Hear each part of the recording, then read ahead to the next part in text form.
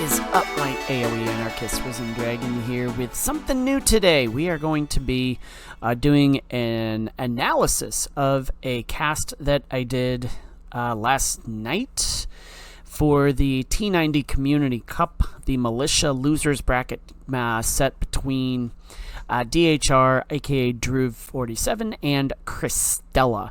And this is new because here's what happened. On Twitch, they've got this little button where you save your VODs, and I forgot to click it. So I had them come to me and say, hey, where's the cast? And I said, oh, I didn't realize there was a button for that. I thought it automatically saved, but that's okay. So we're going to, in compensation, we are going to go through their match. You're going to go through their set. It's a very, very entertaining set. We're going to look at the map picks and then the CIV picks. For those of you that don't know, the T90 Community Cup is this, kind of big tournament that's going on. It's being, I couldn't tell you who's organizing it, but I know the Tactical Tea Time casts it quite frequently, as do people like Bear Gwyn and a few others on the stream as well. R-Base, and I think maybe Orange Mamba too. I'd have to double check. But anyways, so what we're going to do is we're going to look at what maps were picked, what CIVs were picked, and give a little bit of analysis on that, and then get into the game. So as far as maps are concerned, Spiral was DHR's pick. It's an interesting little hybridish type map, and it definitely has some interesting characteristics to it. You can dock in the middle. You have high ground, kind of, you can see in that picture there, and it is a very kind of a very flexible type map. You can boom real easily with the fish, and you can be strategic with the hills and stuff. So very, very fun looking map. By the way, I have not played these maps at all. Fortified Clearing, like Crystella picked that. It's kind of like a hideout a little bit, except it's almost like an opposite hideout. Hideout has a fill-in in the middle, and you got to go around the edges, but in this case you can go right up the middle or around the edges. So that is a very interesting little map there. And Ring of Reeds, this one is kind of like a little bit like Fortified Clearing, and maybe a little bit of a combination of Spiral, but without the elevation. You do have to fight for your resources in the middle, and you can go around the outside and whatnot. So that is a map that I have a lot of interest in, because it definitely has one of those like, don't know if I like it or not. Don't know if I like the looks of it. So, and just because it does look like it could get really chaotic really early, and I've seen some really chaotic games on it. So, anyways, those were the map picks. Moving on to the CIV picks. Dhruv picked the Byzantines, and the Japanese, the Koreans, and the Malay. The Byzantines, of course, a defensive CIV, purely defensive CIV. Koreans are defensive and naval, but with the Koreans, you can actually go archer rush real easy with those. Japanese, very highly infantry oriented. Malay, more naval, but also they've got elephants and infantry as well. Portuguese are a gunpowder civilization, as are the Bohemians. I think Bohemians are gunpowder and monks. Bengalis, Bulgarians, certainly they've got their advantages as well. I believe the Bengalis are, I think they're an elephant civ or a siege civ. Bulgarians are, I believe, infantry, but if not, please correct me. And the bands were Armenians and Persians, the Romans and Lithuanians. So as we can see, there are some themes to these maps. DHR kind of going the flexible route, Crystella kind of going the gunpowder-ish type route. So without further ado, let's get to the games. Okay, let's get to it. I'm going to switch a color here. There we go. So, in the blue, we have Dhruv47 playing the Koreans on Ring of Reeds. And in the red corner, we have Crystella playing the Bohemians. And this is, and I'm going to say this right now from the cast. I'm not going to spoil anything, but I do know the results of these. So, I am going to say, though, that both players do pick a very interesting strategy. And I'm going to speed it up just a little bit. The big thing is that these players are low elo. Crystella 471, Dhruv is unranked. Crystella went the route of, 3 houses. She looks like she has 6 on... Yeah, they both have 6 on food. Nothing on wood quite yet. There we go. The 1 on wood for Dhruv. They build a lumber camp, and they go from there. Build orders are something that I try to follow, and I'm getting in the habit of following. But at a low elo, it's a little bit tricky, but I do recommend people try to at least follow some sort of build order, at least through the Dark Age. That's where the most important one's going to be. So Dhruv is going 4 on wood, 6 on food, whereas Crystella is just simply going full out food. So one thing we want to look at too is idle TC time. Now I always preach on this, you got to make sure that this is as low as possible, because every villager costs 25 seconds to make. So if you're like DHR here or Dhruv, you're already 2 villagers down. Except in this case, it's only 1. And by the way, he lost looks like he lost a villager to the boar. So that is interesting how he wants to do it. So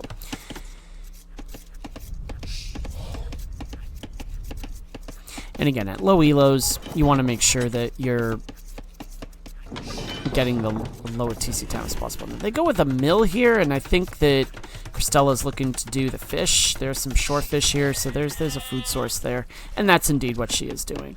Now here, remember I said you got to fight for the center here a little bit.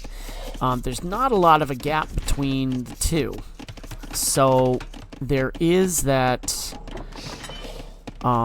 There is going to be that struggle in the middle there. And again, we'll slow it down once they get to feudal, but the big thing that we want to look at is idle TC time, because again, the idle TCs are getting on the high side. They're about equal. And as we see in the middle here, there's the mill. There's the mill. What do they see? That's the question. Oh yeah, there they go. And they both go up to feudal. They do mirror each other with this. And now you can see there's all these vills here. And we're actually going to slow it down to that amount because that is where we're going to be. And notice they build a dock. Dhruv builds a dock. And when he builds this, I'm like, what are they doing here? It's a very, very interesting concept because look what they're doing. The interesting thing about this little ring here is there are resources, but you can also kind of use it as a defensive mechanism. And you're going to see that in a second. And they're going right for stone, and that's a very good strategy for Dhruv because of the fact that, oh no, he went for gold instead. The Koreans collect stone, I think, 15% faster than other miners. So going tower rush or going into a castle right as you hit castle age is definitely a strategy. So absolutely, there's a little bit of a 1,000 IQ play there. But I thought he was going for the stone. He's actually going for the gold, which also makes sense because the Koreans do have a bonus when it comes to their archers. I think they cost like, gosh, I can't remember. I think it's like 50% less wood, I think, off the top of my head. I think is what they cost. So you can easily go archer rush with this civilization. And only now do they build the barracks. Dhruv gets the barracks up.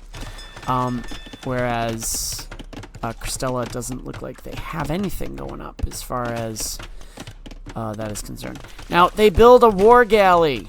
They build a galley. Dhruv does. And it takes care of the fishermen in the middle, disrupting the eco. But the thing is there's very limited range on these to begin with because of the fact that, well, it's on water. And this is where I was like, what is it? What are they doing here? Because this is very, very interesting. And there goes the mill. So we've got the barracks up. We've got no other production buildings. So it looks like Crystella, the intention is to go fast castle. Simply because these 2 buildings alone will satisfy the requirements to go castle. But the thing is they just don't have the economy to support that at the moment. Whereas we look down here, food is still being foraged in the middle, and again, complete control of the center here for Dhruv. He's on the berries, he's on the fish, and now we're about to get a market. He's already got barracks and a range. Gotta produce here, though. Okay, this is one thing I'm learning as I've been quote-unquote progressing in this game. I've played 5 rated matches. I've only won 1. I'm on a 4-game losing streak, but at least I'm trying things and I'm keeping pace with some of these. I was looking at the elos of some of the people I was playing, around 900 or so, and I'm keeping pace with them. So, but I'm learning and I'm getting a lot of great feedback. And today I played the Koreans today in a match I'll probably cast later or put down later. But anyways, so you have all these people on fish. Notice there's only 2 on food for Crystella, and if you're trying to get up to castle fast, that's not the way to do it. You have to be, and look at all this wood she's floating too. There in stone too. You got 7 on stone. To me, that doesn't make a whole lot of sense. Okay, now it does make sense, because now she's selling that stone, and more than likely is going to be buying the food in order to go up to castle. But the thing is I don't know if she has the infrastructure to really make it happen. Now here, idle hands. Yeah, that's going to be a problem. You have to make sure your vills are getting busy doing stuff. So, and also too, with these buildings here, make sure that these are being utilized. Get those going. Get those going for sure. Now, they do go, Dhruv goes castle first. Switch over to Crystella. So, right out of the gate, both players, there's no real, it's pretty much a stalemate at this point. No one's really doing anything. There's 2 military units. But there's really not much going on between these two at the moment, aside from, hitting castle as quickly as they can. And again, fairly equal going up so far. Crystella's only about 50 seconds behind. But note here too, DHR has a higher idle TC than Crystella does, and also they have an eco death, so they've lost a villager. But yet Crystella with 33 vills to 27 for Dhruv, Crystella should be having a little bit of an advantage at the moment due to having that extra vill, and it does make a difference. The big thing, though, that I'm seeing is the Crystella's resources are a little bit wonky. She's spread themselves out. You don't really need, stone you can use to trade in at your market, and possibly even go put a castle down as soon as you possibly can. But that's just, I don't know, just a little bit. I probably would have focused a little more on food. So Dhruv goes to castle. And he doesn't have anybody on stone, but he's got all the requisites that he needs to start pumping out some units, which I hope he does too. These two have been idle. I think for me, I'm finding I'm more of an aggressive player. I like the archer rush. I like the scout rush. I like the scouts into archer rushes. Have I figured out how to do them successfully? No, but the idea is there. And as soon as I get better, I'm sure I'll develop those skills. But anyways, so now here's the thing about the Ring of Reeds. Okay, look at this all right here. You can kind of like go around. You can go like they're literally right across from each other, and we have a turtle ship.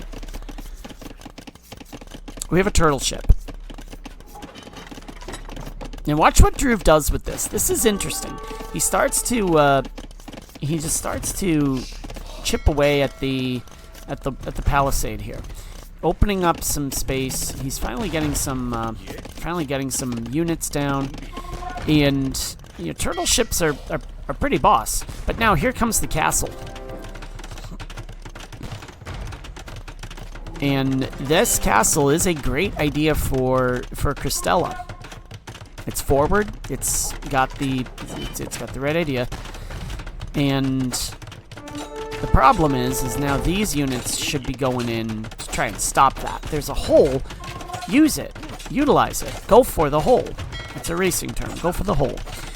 And here is where Dhruv starts to make a little bit of headway. Yes, there's a castle going up, but...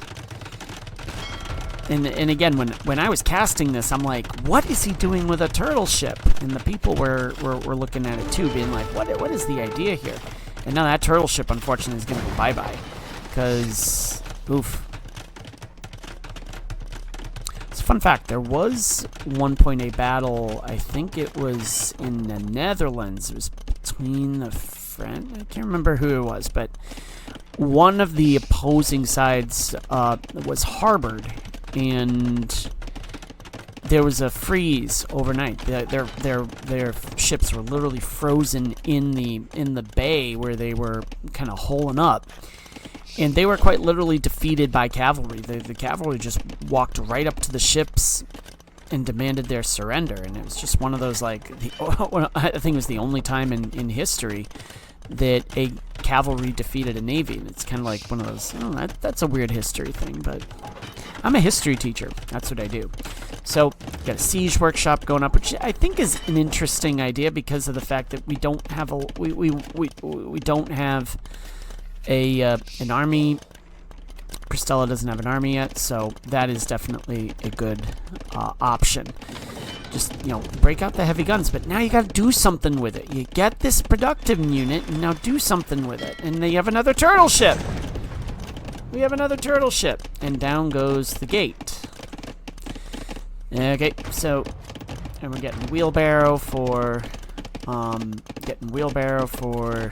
Dhruv, so there is that improvement there. Oh, okay, they wanted to build a TC. That's not a bad play. It's not a bad play at all. But now you have to be producing vills. Okay, there's your wheelbarrow. Dhruv has like over 7 minutes of idle TC time because he's got 2 TCs now. That's gonna all start to add up. But you want to make sure, especially early in the game, that your TCs are not too idle, says the pot to the kettle. Alright, and here, Crystella does have the advantage right now. And she definitely has the advantage because of, she's got a slightly higher vill count, and Dhruv has more military to an extent, but now we're getting Hussite wagons in. So there's more flexibility with that as well. So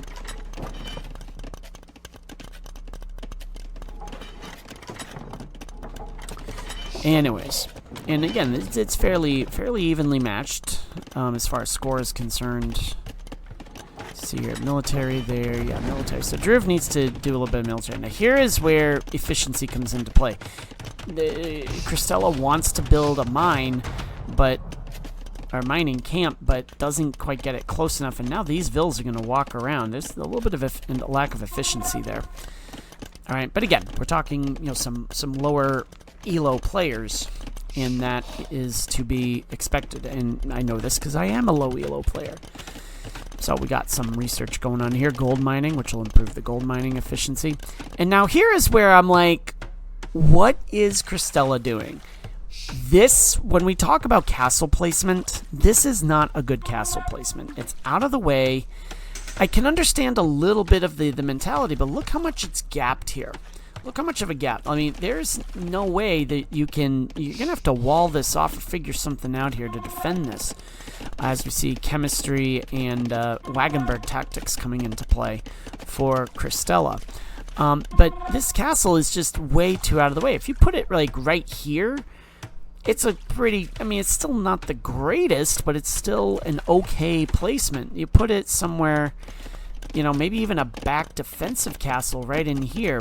This is a well-placed castle right here. Okay, it's at the front. It's got a purpose. It's a key defensive thing. So this right here is a good castle. This right here is not a good castle. I'm sorry to say it, but this is not a good castle right here. Also, 4 TCs for Dhruv, and compared to the 2 for Crystella. Let's check out and see what she's doing real quick. And what's her Fog of War looking like? Hussite wagons coming out. very powerful unit, as you can see. 10 damage, their range is 6. That's pretty good. They're a bit slow, but they're a gunpowder unit, and ballistics are coming into play as well. So there are some good things happening for Crystella at the moment.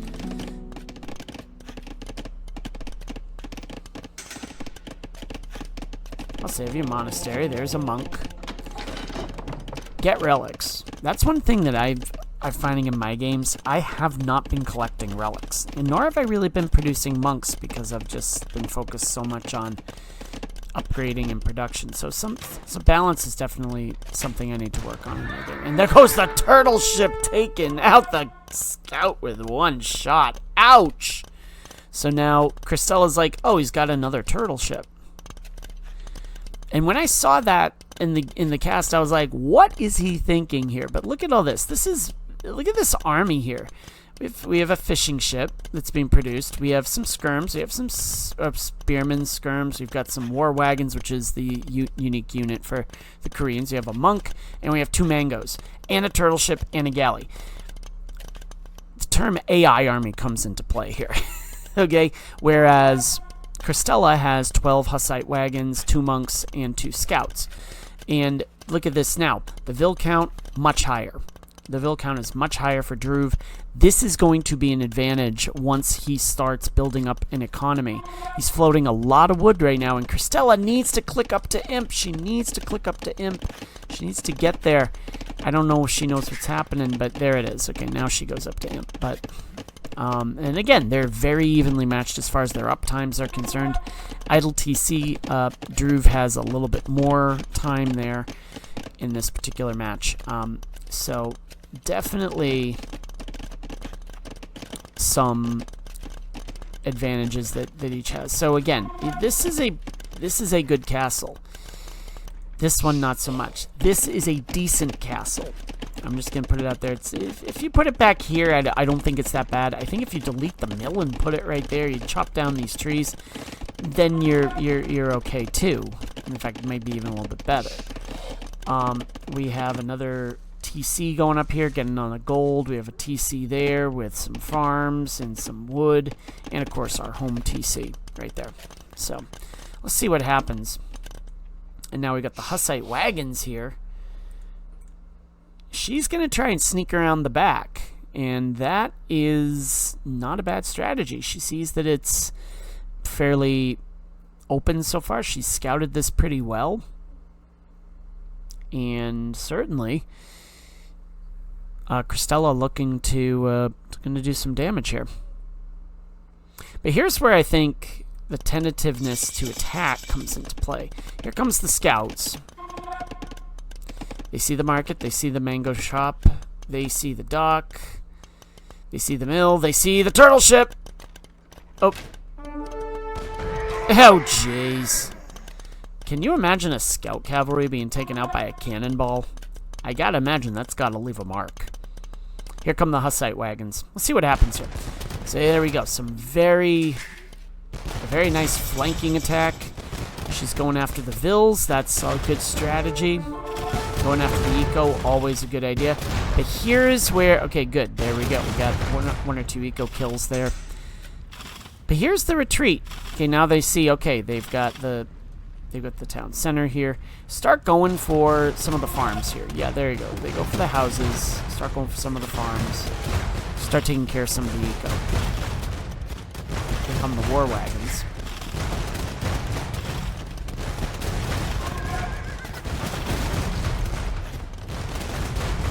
And those war wagons are going to get cut down pretty easy by the wagons. So it's Battle of the Wagons. The wagon train is happening. But look at this. DHRUV has a more flexible army, I think, as far as that. Even though I made a comment, it's kind of an AI army.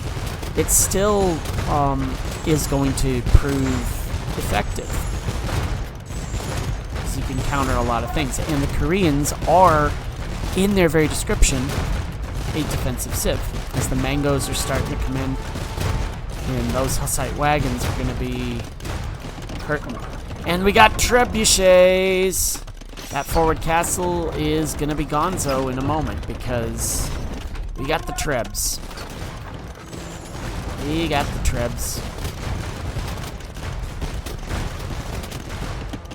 And again, this side castle here is not really doing much good now because of the fact that it's really out of the action. It's almost like a knight on the edge of a chessboard. A knight on the edge, a knight on the rim is always dim. And that is the truth. And now these have been upgraded to onagers, or onagers.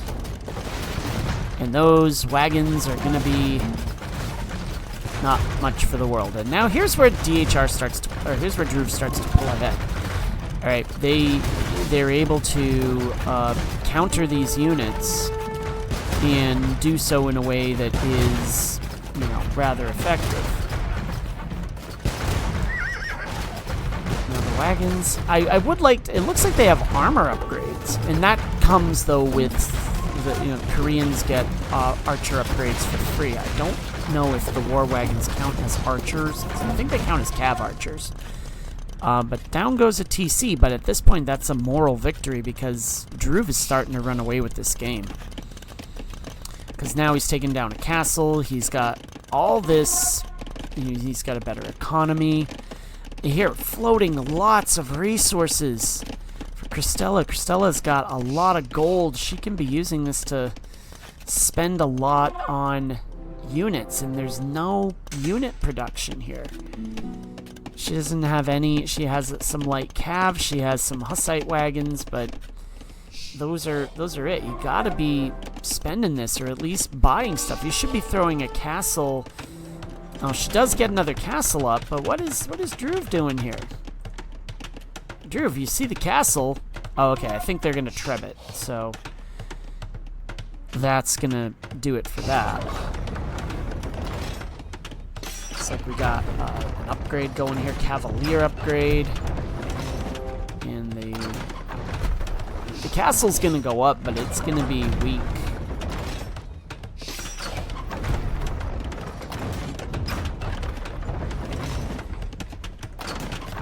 And the Hussite wagons, they're gonna walk into a world of hurt with these war wagons and the turtle ship, which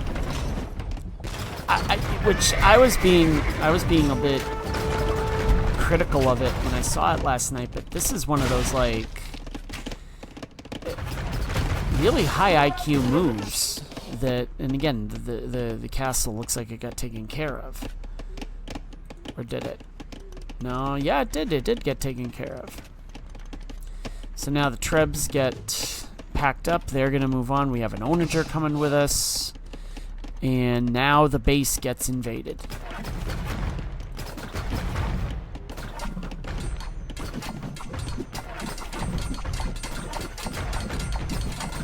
So here's where DHRUV really starts to pedal to the metal and really go for the kill, as he does have chemistry on board. That just comes in. Ballistics now is coming in, so the power spike is on the way.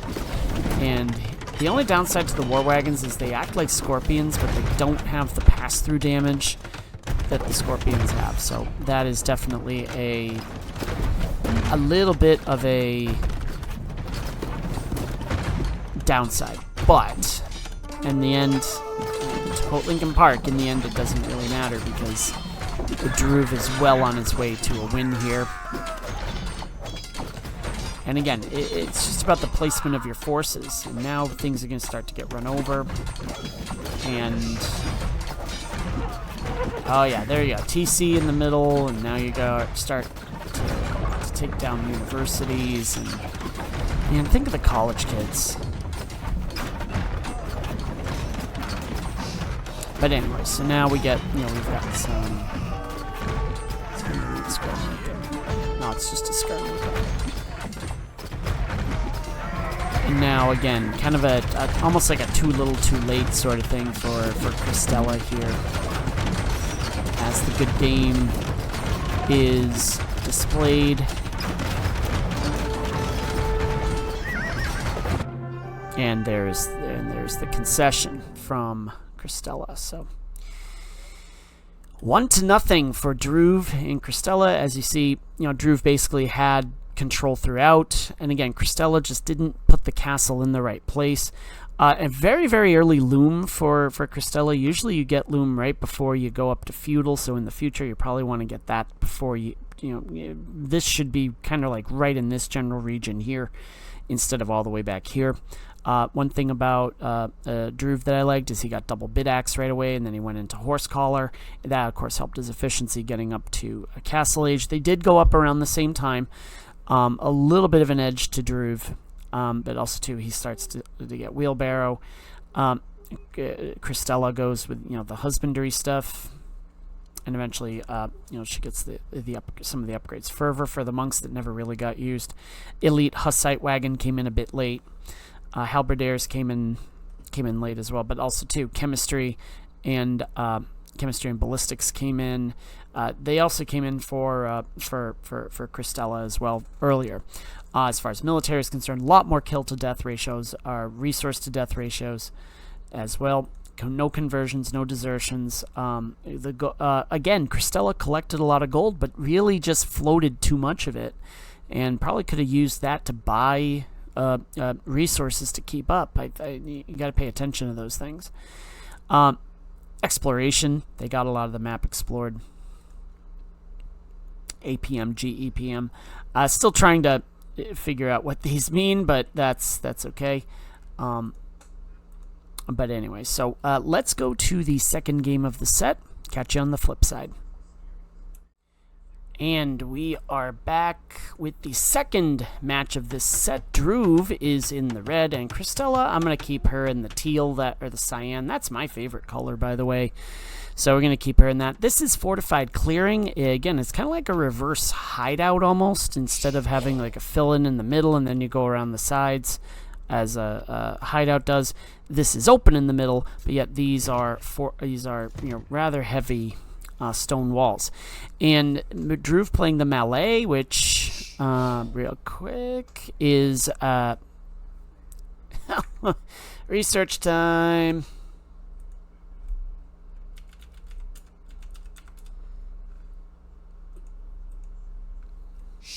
There we go. Malay. They are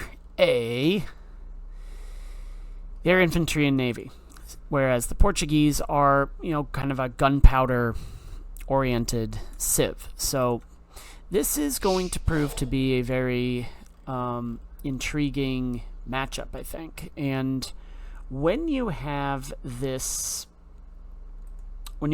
like this, the onus is going to be on center control, I think, because ideally you want to fight for that center ground. You want to fight for this area here. And with the infantry, you can go pretty quickly here if you can figure out a way around the sides. So again, idle TC time here. DHRUV was kind of the major high-end offender last time, and Crystella had a little bit less, but even still quite a lot. So we're going to fast forward through feudal real quick, and it doesn't look like she went loom already. Let me double check on that real quick. So again, last time she clicked up, she did loom pretty quickly, and now once again she has a lot of, or maybe she did get loom right away. She has a lot of, yeah, she did get loom. She has a lot of people on food, whereas DHRUV is a bit more balanced here. He's got 4 on wood. Usually you do either 3 or 4 on wood, I found, so maybe, and I only put 4 on wood when I go for a fast archer build. Now here he did loom, I think probably to prevent idle TC time, but even still, we're up to 1:07, almost 2 minutes worth of idle TC time on both sides. So again, at this level, it's more understandable, and even it's something I'm working on quite a bit, and it's a hard habit to get into. But again, build orders are pretty key, and Crystella this time has lost looks like has lost a villager to the boar. So that kind of a replay of what happened last time, but with the rules reversed. let's see what Dhruv sees. And Mill goes up. I also too note one thing I'm noticing too is I didn't see any of them push deer, which is a good strategy because at early stages you don't want to waste your time doing that. Scout more. Use the scout for scouting. Says pot to the kettle. Today I had a frustrating loss today, which I'm probably going to cast at some point soon as Dhruv goes up to. As Dhruv goes up to cast feudal. I'm sorry. I had a real frustrating loss today.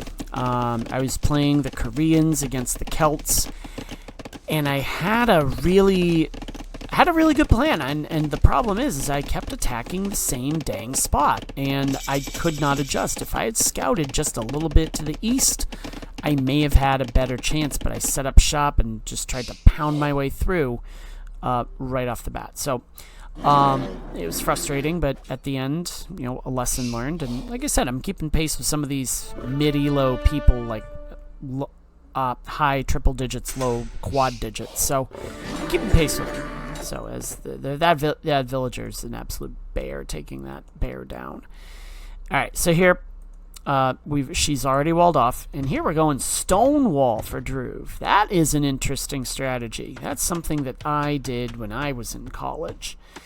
Is I stonewalled everything. I didn't palisade. I stonewalled everything. And this is actually not a bad strategy because you don't want them breaking through, which they do here. And there's an attack. So will that villager fall? Yep, it might. It might fall indeed. Ooh, down it goes. All right. So Crystella is, I think, off to a little bit of a better... Well, I said she's off to a better start, but she is idling that TC really, really bad. Whereas DHR was the big offender last time. Crystella this time is the one that's idling the TC a bit too much. So there is definitely something to be said about efficiency. But that being said, over the last minute or so, her worker efficiency has been a little bit better. Dhruv has some idle TC, some idle vills here. And let's check economy here. 10 farms versus no farms. And that's important. That is really important. You got to get that eco up and running as soon as you possibly can. There are the barracks. That should be built as you are going up to feudal. That is something that you should definitely invest in when you go up to feudal. That way you can start building stables, ranges, whatever you need to in order to take your civ to the next step or next level. And Dhruv housed himself. That's unfortunate, but that does happen. And more battling off to the side, and down goes the scout. So now Dhruv needs to start pumping up military. And again, on 10 farms versus no farms. Still no farms for Crystella.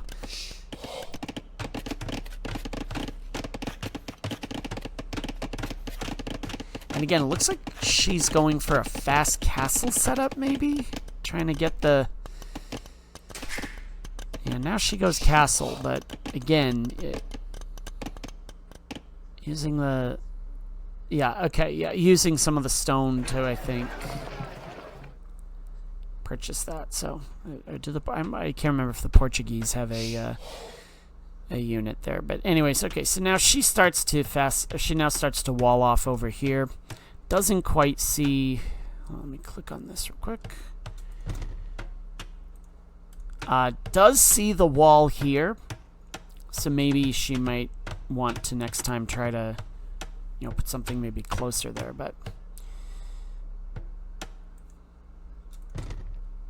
wheelbarrow coming in for Dhruv. So here, does Dhruv start to do anything? Yeah, here we go. We start putting up some stables. Malay does have infantry as their focus.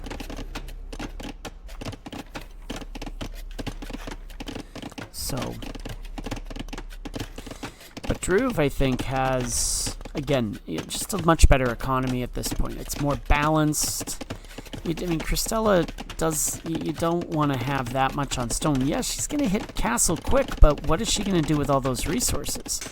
So she's going to have to go with a pretty fast... She should build a castle really, really soon, if possible. There's the university going up. So there's a lot of... But there's also no production buildings either. So that's a bit of a problem, too. Whereas DHRUV has the production buildings, he just needs to go up to castle to make them sing. And once more, I think we're also seeing there are no farms. There's still no farms. For Crystella, she doesn't have anybody on food. So that is a problem. And I think DHRUV... See, for me, and I gotta get used to doing this, it's that if I see that there's... I gotta do my scouting a little bit better. How did... Yeah, so, okay, so, alright, there isn't a lot of scouting happening here. And runs up into the brick wall. There's that, okay. So this villager is finding himself on the opposite side, wrong side of the wall, so to speak. And now, do these start to come to life? Do these start to come to life? I haven't seen that come to life yet. That has not come to life yet. These need to start producing. And here comes the town center. Good idea. Kind of, sort of. I would have left a few on wood there, get that up sooner, but I think... or not get it up sooner. What am I talking about? I would have left a few on wood. That's all I'm going to say. I would have left a few there.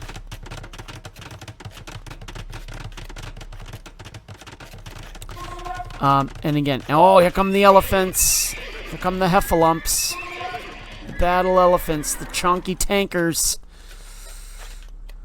Chunky, by the way, is spelled C-H-O-N-K-E-H, chunky. Not chunky, chunky. Okay, these are chunky creatures. Let's look at these things. 250 hit points, 12 hits.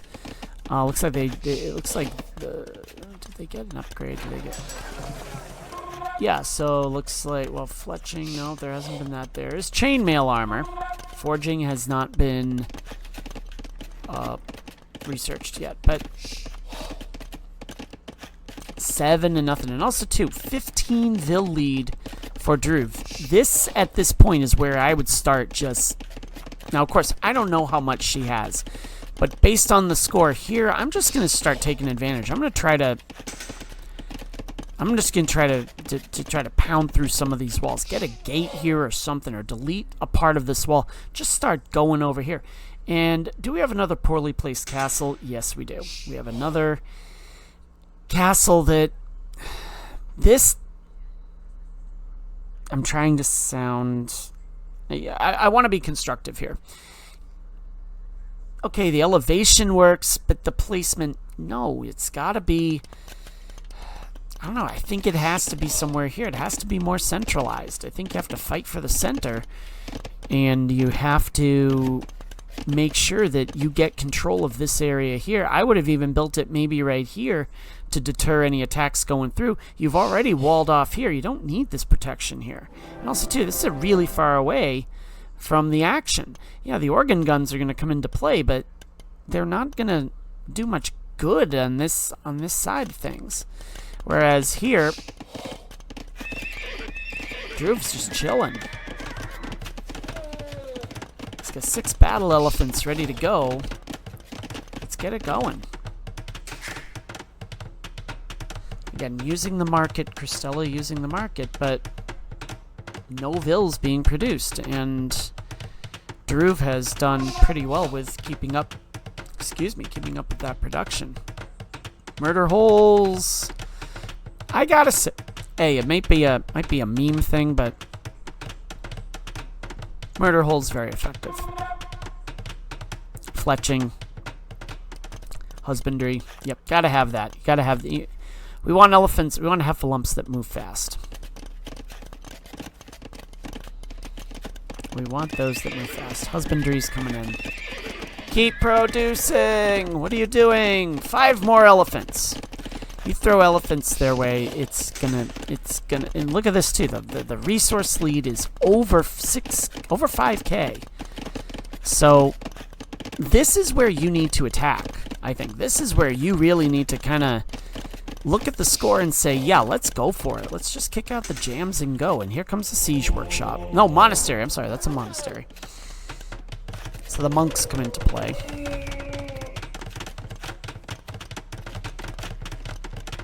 And again, that's a part of my game I need to improve upon, as well as getting all my resources humming and singing at the same time. Now here, okay, we're going... Alright, looks like stone mining was researched. Cool. There's our monastery. I always like the sound this makes. Ready? It's very peaceful. Very, very peaceful. And the monk is coming out for the Malay. Here comes an elephant. It's moving out. What do we see? That's what we see. Okay. Now I will say the value to gold, units that cost gold are considered more effective than other units, so a high proportion stronger. So yeah, I mean, Crystella may have a stronger army at this point, but there is still the effectiveness of it and how well you're utilizing it.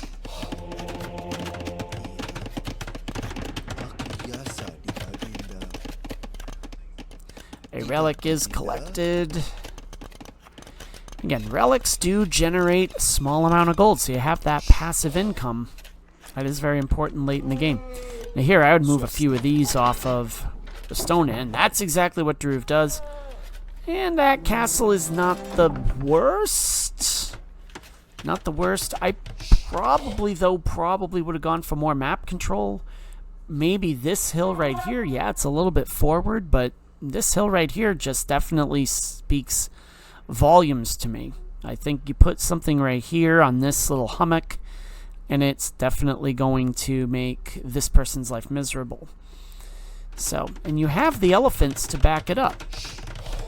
So I do think that a little bit more effective castle placement for DHRUV here may have gone a longer way in shutting this game down sooner. But even still, this is not a terribly placed castle. I would maybe have liked to seen it maybe a little bit more as the Karambit warriors come in. How do you pronounce that? Is it Karambit or Karambit? And we have siege towers. I've never seen a siege tower. I gotta say, I've never seen a siege tower work before. I've never seen this. And I'm loving it.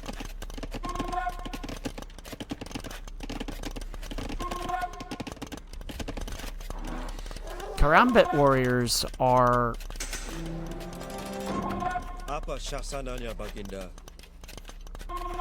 an interesting unit.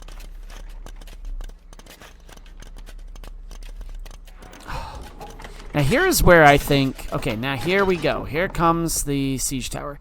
And here's the Karambit where I'd be like, oh, wait a minute, hold on, ready? It's like, let's go back. There we go. Hey, wait up, Mom, don't leave without me. There we go.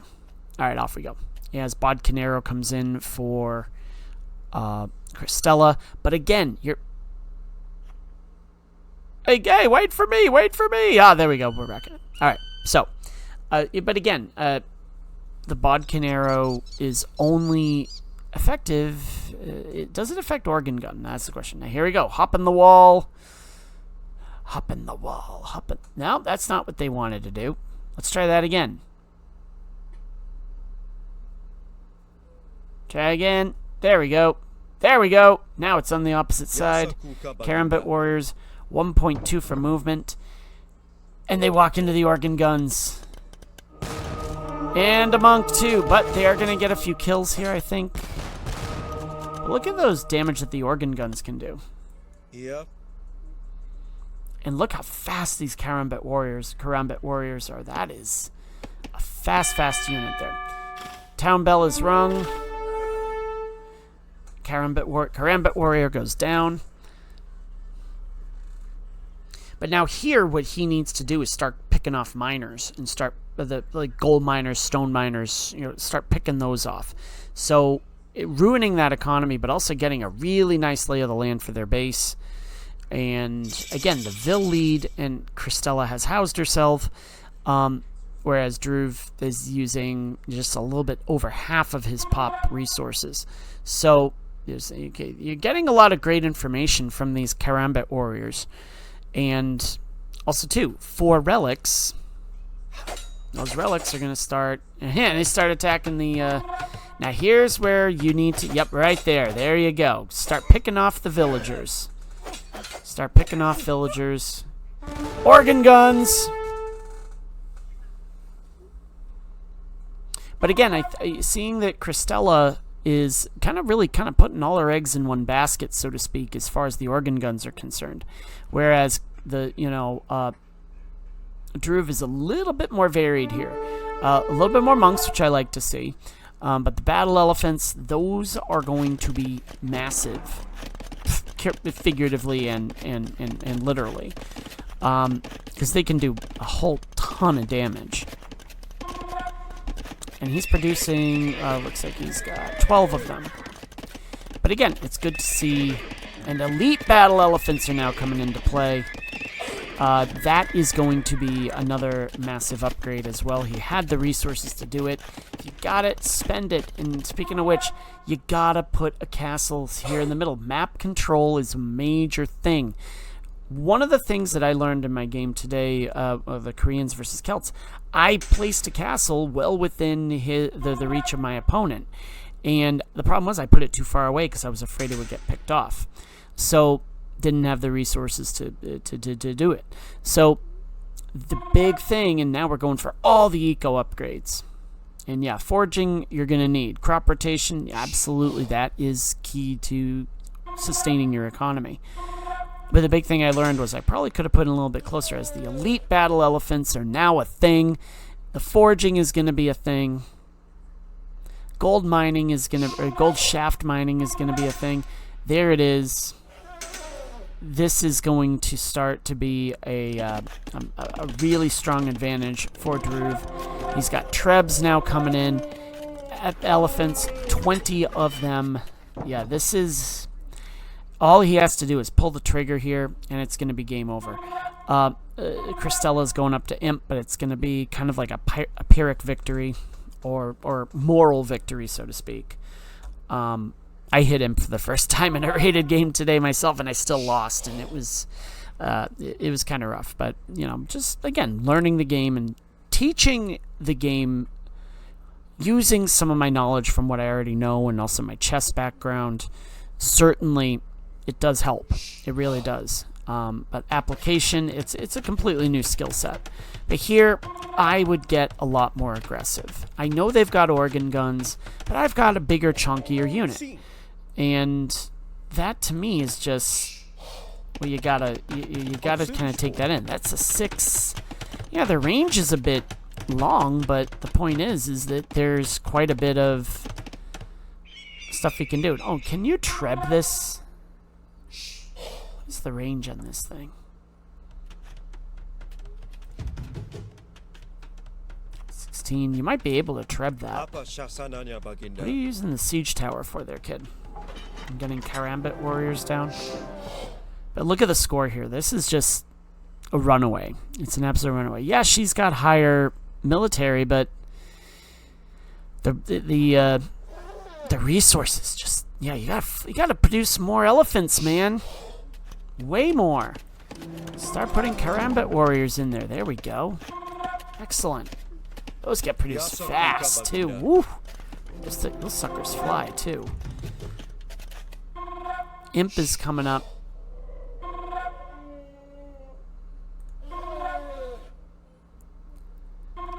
The organ guns. Defending faithfully. And another side castle. I can understand, again, I can understand the logic, but because the logic is you want to funnel them into the middle, but the problem is you need something in the middle to counter that. And yeah, you got 18, 17 organ guns. Where are the other 6? They're all garrisoned there. That's not going to do you much good. Now, had she... Here's a 1,000 IQ play. Build a siege workshop, upgrade to onager, blast through this, sneak attack them through the middle, or at least maybe try to get something going in this area, bypassing the wall. And I don't know. I mean, that's an interesting one too. So again, stables. Here, Dhruv, attack! Get aggressive! Onagers are coming into play. Or mangoes are coming into play. I'm sorry, mangoes are coming into play. Onagers are being researched. Here we go. Yep. Siege towers. Those things look like they fly, by the way.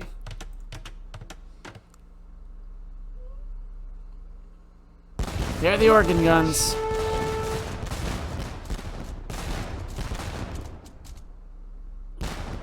Let them out. There we go. Gets in behind. They're focused on the siege tower, and with good reason. These suckers fly.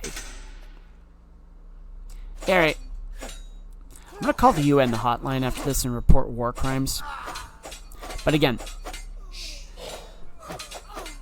they are especially if you play the Spanish, they are not casualties of war by any stretch of the imagination, villagers. So now he gets in, takes some more eco kills. 9-1 on the eco kills. That's definitely going to that's gonna make a difference for sure. For sure. And also too, monk is under attack. Why are you attacking the monk? Oh yes, you attack the monk because you're looking for relics. They've got one. DHR has one relic. Or DHRUV has one relic. Crystella only has the one. Here come the onagers. Just start throwing these forward. Your trebs all in a row. You've got 23 battle elephants. Yeah, just go. Go to town. Quite literally. Go to town here, DHRUV. Get more aggressive. And he finds the castle. So I think maybe, too, these Karambit warriors were just kind of like cannon fodder. Just trying to see what they've got. And once they realize, once DHRUV realizes there's no forward castle here, you got organ guns and that's about it. Now comes the salvo that I think is going to decide the game here. So onagers, always up to the task. In come the trebs. Here they go. Down goes the gate. Nice placement too, putting the trebs kind of flanking one another. And now here's the final battle. For sure. There's no way that with all this, and then she sees the onagers, and this is about here. I probably would be like, yep, get me a new change of pants because I'm pretty dead here.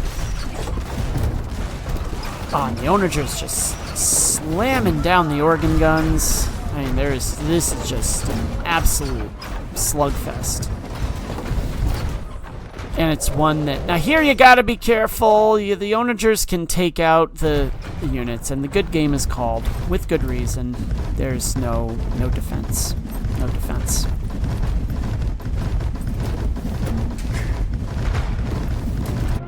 And there it is. There's the good game. So once again, Crystella, both players, DHRUV obviously played a little bit better. I would like to see, obviously he managed his economy a lot better, his military tech a lot better.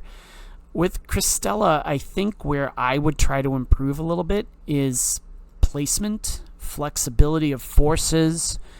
Because again, both games she kind of threw all her eggs into the castle basket, so to speak. I don't think I saw her produce a single unit out of the barracks.